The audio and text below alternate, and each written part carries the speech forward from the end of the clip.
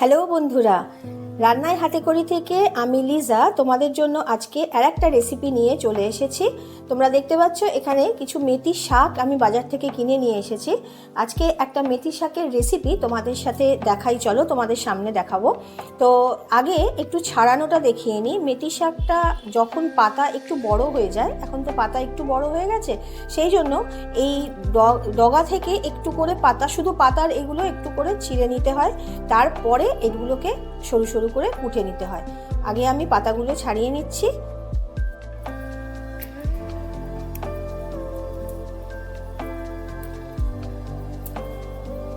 ডাল থেকে পাতাগুলোকে আলাদা করে তারপরে এইভাবে কুচিয়ে নিয়েছি।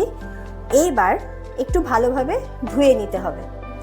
আর এই শাক, মেথি শাকের সাথে যেটা নিয়ে নিয়েছি সেটা হচ্ছে বেগুনকে এইভাবে ছোট ছোট করে কেটে নিয়েছি। প্রথমে কড়াই বসিয়ে তেল দিয়ে নিচ্ছি।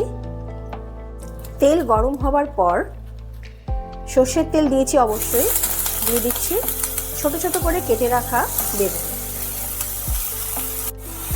খুব হালকা করে বেগুনগুলো একটু ভেজে নিতে হবে। অল্প একটু লবণ দিয়ে দিলাম। গ্যাসের ফ্লেমকে এবার একটু হাইতে রেখে দিতে হবে। বেগুনটা যদি সিম আঁচে ভাজা হয় তাহলে কিন্তু নরম হয়ে যাবে, একেবারে নরম হয়ে গেলে কাদা কাদা হয়ে যাবে, যার জন্য একটু জোর করে দিয়ে বেগুনটাকে তাড়াতাড়ি করে একটু ভেজে নিতে হবে।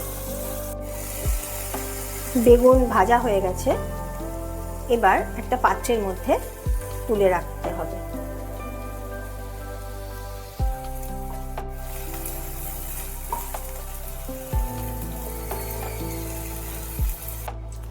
আর একটু সর্ষের তেল কড়াইতে দিয়ে দিচ্ছি। দিয়ে দিচ্ছি ফোড়নে কিছু মেথি। সর্ষের তেলের মধ্যে মেথি দেওয়ার পর দিয়ে দিলাম কাঁচা লঙ্কা স্বাদ মতো। এবার ফোড়ন অল্প একটু নেড়ে নিতে হবে। গ্যাসের ফ্লেম কিন্তু এখন সিম থাকবে। ফোড়ন একটু নাড়াচাড়া করার পর ধুয়ে রাখা শাক দিয়ে দিচ্ছি, মেথি শাক।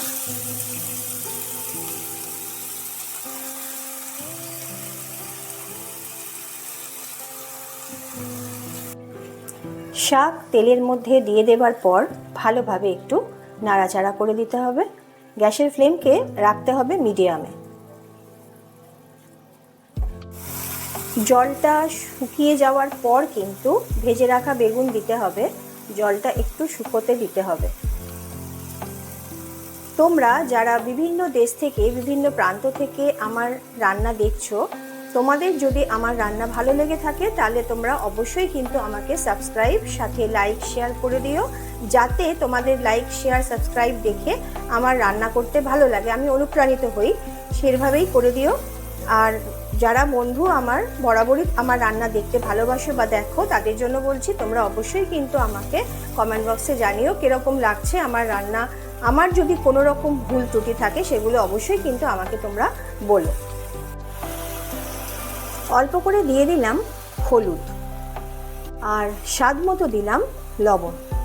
যেহেতু মেথি শাক খুবই নরম প্রকৃতির, সেই জন্য একেবারে গ্যাসের ফ্লেমকে একটু হাই করে দিয়েছি যাতে ভাজাটা তাড়াতাড়ি হয়ে যায়। শাকটা যাতে ঠিকঠাক থাকে তার জন্য দিয়ে দিচ্ছি এখানে আখের গুড়ের গুঁড়ো, ডাস্ট যেটা, সেটা দিলাম। তোমরা আখের গুঁড়ো দিতে পারো।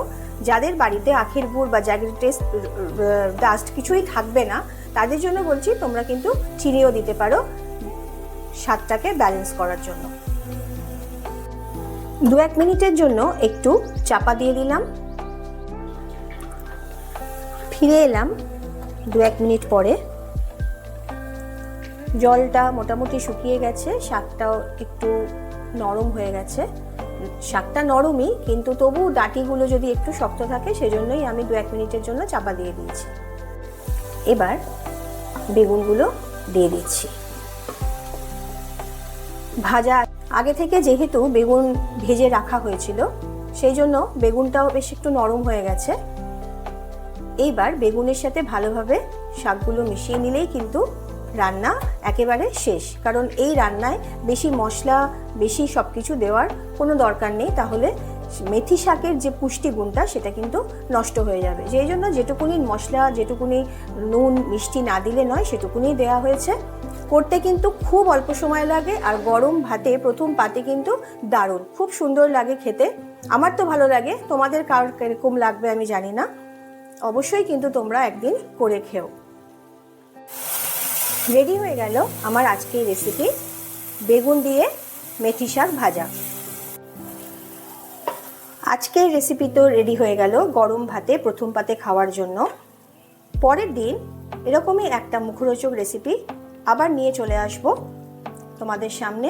আজকের মতন তাহলে চলি, টাটা। তোমরা সকলে সুস্থ থেকো, ভালো থেকো, সবাই তোমরা নিজেদের যত্ন নিও।